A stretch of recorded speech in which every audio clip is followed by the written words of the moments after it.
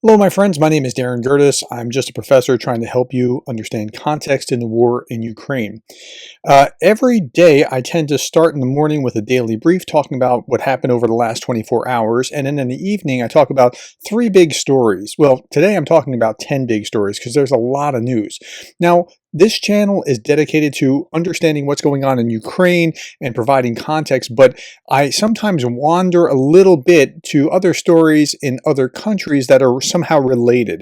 So we're going to start here with this. What's going on in another part of the world? In Venezuela, street clashes turn deadly as Venezuela's power struggle deepens. Colombia calls for audit of Venezuela elections. Protests erupted in Venezuela as questions grow over strongman Maduro's victory. This looks just like what happened in Russia, and it looks like the uprising that happened in Georgia put together. Okay, Venezuelan people are responding to results of an election, in quotes, that had a total voting percentage of 109%. Wonder how 100%, that's pretty impressive that they got that many people to vote.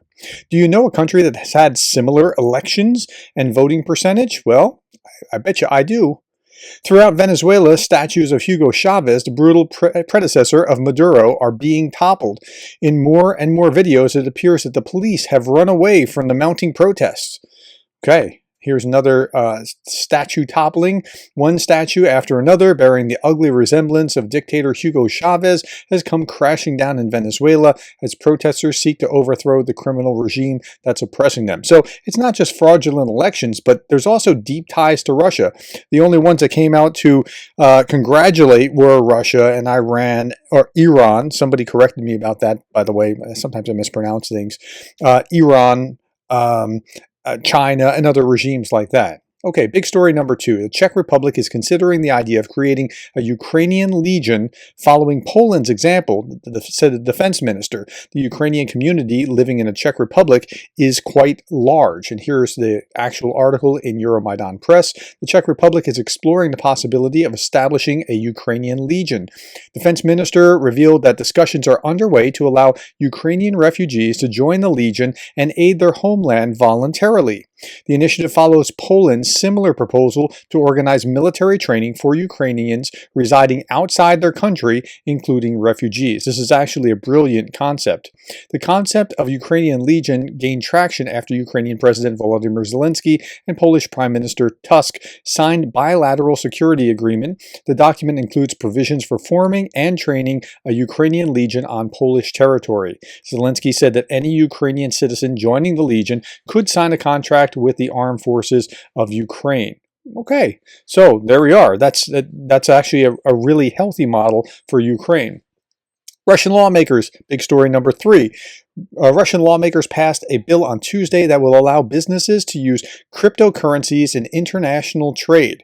So, crypto is going to be part of the future. We're not sure exactly how safe it is yet or how well it'll work. We're having this problem all over the world, but there's something that is potentially criminal or nefarious in crypto if it's not regulated, and it's not going to be regulated. And so it's a little bit Wild West as far as currencies go. So that's where we are. Russia is to allow that here. The law is expected to go into force in September. We are taking a historic decision in the financial sphere, said the head of the Duma, lower house of parliament. Told lawmakers under the new law, the central bank will create new experimental infrastructure for cryptocurrency payments. Despite Russia's efforts to switch currencies. Now, why are they doing that? Because despite Russia's efforts to switch currencies of trade partners and develop an alternative payment system with the BRICS group, that didn't really work out so well. Many payments are still conducted in dollars and euros and go through the international SWIFT system. Well, why does it do that? Because we don't really trust these other partners, and those other partners don't really trust Russia in order to not have hyperinflation or some problem with their currency until they do it in dollars or euros, because that's a safe bet. This exposes the second part of this is it also exposes banks in countries trading with Russia to the risk of secondary sanctions, and they don't really want to be part of that. Okay, Big story number, I think we're on 4. Hungary began allowing Russia and Belarusian citizens to enter as guest workers without security checks, with the option to bring their families and apply for permanent residency after 3 years. So Orban has been chummy with Putin for a long time, but this is really kind of a poke in the eye to the rest of the European Union, because if they can come into Hungary, they can pretty much go anywhere within Europe, generally speaking. And the European Commission is going to request that Budapest provide detailed information on how Hungary is changing visa requirements for citizens of Russia and Belarus, said an EC spokeswoman. Okay, so again, one of the strengths of the EU is that when they are working together, it's pretty phenomenal. But they all have to agree on things, and if just one or two countries don't agree on things, it can be very problematic for the whole. Okay, EU diplomats are, this big story, I think, number 5. EU diplomats are frustrated with Hungary and Slovakia for using EU rules to maintain access to cheap Russian oil. Okay, well, you had 2 years to do this. What are you doing? Why are you still on cheap Russian oil? You know that they're under sanctions, right? Yeah, they do, but they don't want to shift away. Brussels, you reap what you sow. This is in Politico.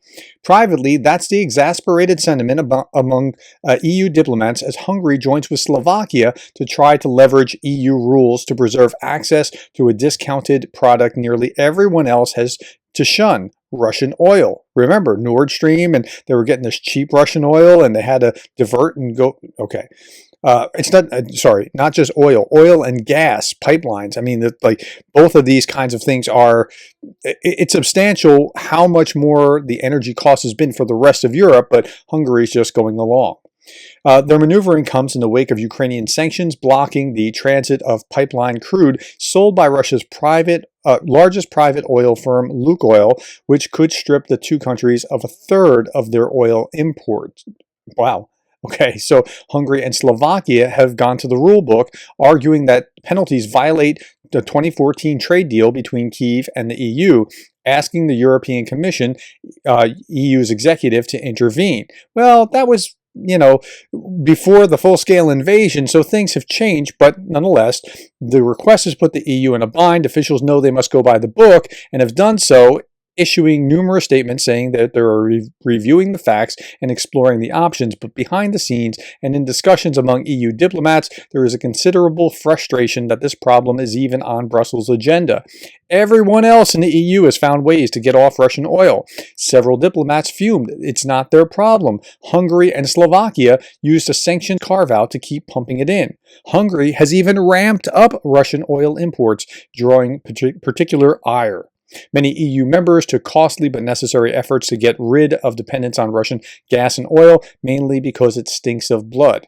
So it's not just Hungary. Slovakia is now threatening, this is number 6, to halt diesel supplies to Ukraine unless oil transit is restored. This said the Prime Minister. So they're going to retaliate. Slovakia is going to retaliate against its neighbor Ukraine and not provide it with diesel if this doesn't, So that's where they are. Big story number 7, turning our attention to the U.S. If you've not heard the name Senator Gary Peters, I wouldn't fault you. He's not a very well-known senator. So Gary Peters is emerging as a vice presidential dark horse pick. Dark horse means not the likely guy, but somebody who might emerge and become the pick. Organized labor is leading a quiet push for Vice President Kamala Harris to consider Senator Gary Peters as her running mate, Axios has learned. Now, he's a senator from Michigan. By the way, so let's look at this. I showed you this the other day. So this is 2020 report card, ideology score. The higher it is, the more conservative you are. So Senator Blackburn from Tennessee is 100%.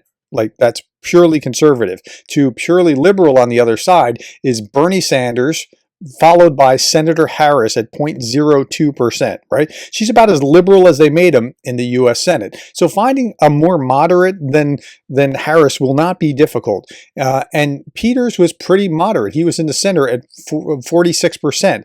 There were only a couple of Democrats above him, and then it turns all Republican from that point forward. Now, 2022, the most recent report card, you have Peters again. He's at 36% as opposed to, he shifted some, as opposed to 46%. So he shifted 10 points more liberal, but he's still not that far from what is the center in American politics. Okay, let's look at this. Number 7, 2024 general election, Trump versus Harris. Okay. it's shifted a little bit. Harris is up by 1, Harris is up by 2 in these two places, but Trump still has a pretty commanding lead, but that's general election. Yesterday I showed you favorability. Favorability is not what's likely to happen, just are they more or less favorable over time, and Harris has been kind of moving up there.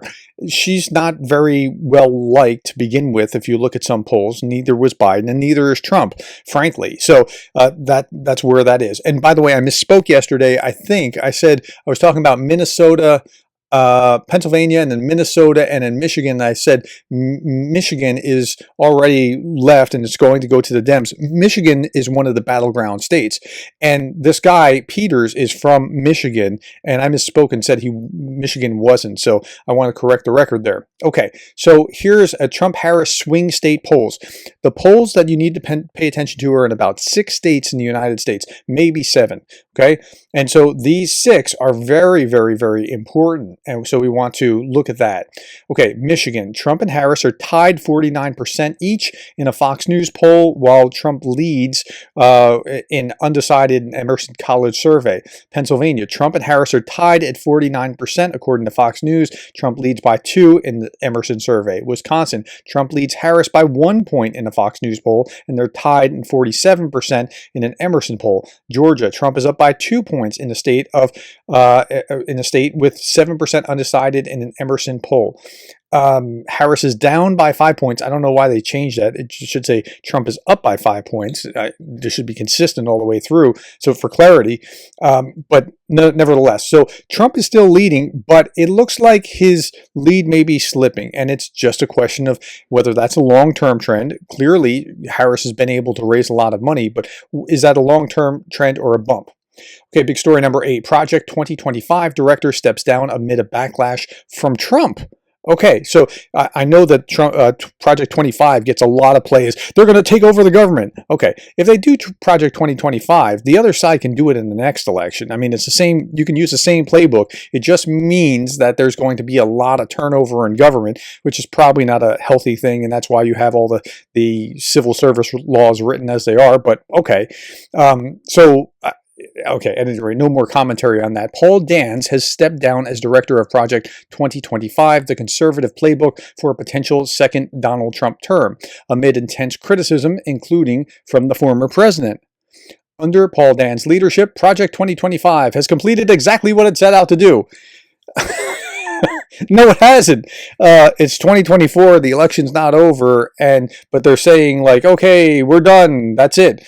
Bringing together over 110 leading conservative organizations to create a unified conservative vision motivated to devolve power from the unelected administrative state. Okay, that's the civil service. And returning it to the people, Roberts said. This tool was built for any future administration to use. That's correct. And it doesn't matter if it's just Trump. If it was Harris could do exactly the same thing. But, okay. Trump himself has tried to distance himself from Heritage's work, claiming on social media, "I have no idea who's behind it." And he said that many times from the podium as well. Here's another article about that from The Guardian. It was an internal email obtained by Semaphore. Dan said the work of Project 2025 was due to wrap after political parties nominating conventions, which for Republicans was earlier this month. Quote, "Our work is presently winding down and I plan later in August to leave Heritage," unquote, he wrote. Electoral season is upon us and I want to direct all my efforts into winning bigly. Bigly sounds awkward, but okay. Roberts claimed the change was always intended and followed a set timeline. I don't know that I believe that. I think there was just so much flack that they shut it down. Okay, big story. Oh, before I go on to that. So I want to explain something. This channel is all about Ukraine. And so I talk about what's going on in Venezuela to compare to what was going on in Russia and Georgia. I talk about the U.S. election as it could impact Ukraine. Everything I talk about is focused on just Ukraine. So in this case, I'm not advocating for a political party. I know some people will say, he is all MAGA. He's really MAGA. He's a shill for Trump. I'm really not. I think Trump is both bad for the Republican Party and as a standard bearer and perhaps for the country as well. I also think Kamala is bad because I'm a Republican, so I look at it through that viewpoint. So you'll be getting a conservative viewpoint, but I'm not advocating for Trump, and I'm trying to, objectively as possible, like a professor should be doing, try to explain, here's what's happening. This is not saying, I'm saying this, but really I want that. It's not doing that at all. So if you want a different perspective, and you should be getting an alternative perspective, if you're on the left, you should be listening to me. If you're on the right, you should, in addition to listen to me, listen to people that have a perspective from the left so that you're seeing things more clearly. Don't just listen to me if you're on the right. Okay, with that commercial out of the way, let's look at this. Dear Democrats, many Americans, myself included, will be voting for Democrat for the first time in our lives this November. This is Kevin Gowan. I don't know who he is, but this resonated, and I want you to hear this because you're making many people that leave comments on my page are making the mistake of driving Republicans away when you should be making common cause with them if that's what you hope, if you hope to beat Donald Trump in the fall. We're not doing this because we agree with Democrats on policy. Now, I showed you this because I don't agree with Democrats on most policies. On Ukraine, I do, but in my estimation, they agree with me. I haven't left the party. My party is kind of moved, and somehow Democrats are saying the right thing here because Reagan's three-legged stool was a strong. One of those three legs was a strong foreign policy, and I just don't understand why we're not there. Okay, we're not doing this because we agree on Democrats on policy. We're doing it because we understand the need to stop Trump from destroying our Constitution. Okay, I think that's overblown. I studied for my doctoral dissertation the U.S. Constitution. It was the leadership assumptions of American statesmen during the Constitutional Convention and ratification debates, 1787 to 1789. I read every word of the debates on the floor of the federal Constitutional Convention, as well as in the ratification debates in each of the states. I analyzed that. With that being said, our institutions are incredibly strong. So I don't think that Trump is going to destroy democracy. I think he's a terrible choice of a candidate, a standard bearer to lead our party. He's unnecessarily inflaming both the system and the people and the culture, and I think it's bad. But I'm not quite in this place where destroying our Constitution. I don't see it that way. That's just my perspective. Listen to somebody else too, but that's my perspective. However, if you see us non-Democrat Kamala supporters on Twitter espousing beliefs you disagree with, like on taxes or guns or whatever, try to let it go. Don't be jerks. Don't disparage and argue, expecting us to toe the Democrat line, because we won't. We're not Democrats. Being hostile to us will backfire and endanger our alliance. I see a lot of Democrats doing this very thing, saying, well, you're bad because... So do you care more about the Trump-Kamala election, or in my case, Ukraine, or do you care about being a Democrat and being, and those values and overriding that and making us somehow toe that line? That's not what we're here for. We've made common cause, and you can make common cause. You can find unity. Again, we find unity on things like Ukraine on this channel. That's perfectly fine. We may not on other things. So I don't talk about tax cuts and school choice reform or things along those lines. I only talk about Ukraine and things that pertain to Ukraine. We've made common cause with you in this election because our democracy faces an existential threat. Again, I feel it's overblown, but you get the point here. We agree Trump is dangerous. I agree Trump is dangerous. And we want to work with you to defeat him. Let's be grateful for this mutual cooperation. We can go back to arguing and being opponents after November. Until then, we have a country to save. Right. If you want to find unity with people, you can find unity. If you're looking for a way to disparage people, it's really easy to disparage almost anyone. Like it takes like that level of smarts to be able to find something to disparage another person about. So, but finding unity with people, that takes a little effort, and that's what we should be doing. Okay, U.S. intelligence has warned of a new threat on the internet. Russia, China, this is the last big story. Russia, China, and Iran are actively recruiting Americans to spread propaganda. This is how the countries are promoting their interest before the U.S. presidential election. Quote, the American public should be aware that the content that they read online, especially on social media, could be foreign propaganda, unquote, a spokesperson for the Office of the Director of National Intelligence said. I think that's very fair. So some of the people that you're arguing with aren't even Republicans who are supporting Trump. They're bots that are supporting Trump. And so, just don't engage. Like, just one, be nice to people, and two, you don't need to engage with everything. Okay, last thing, I saw this and I thought, wow, this is kind of a metaphor for what that bot kind of thing is, or the American repeaters like the Jackson Hinkle and others who are repeating these messages, what they're like. See that? He ran up and threw that branch in front of her. Oh, you saved me. Oh, it was so scary. Right? It's fake. This is a terrible foundation for a relationship, and it's also a terrible foundation for listening to people. Check news, listen to the other side, do your homework, and you'll be just fine. All right, my friends, thank you for your time. Thank you for the likes, the shares, the subscribes, and thank you for being the kind of person that cares about Ukraine.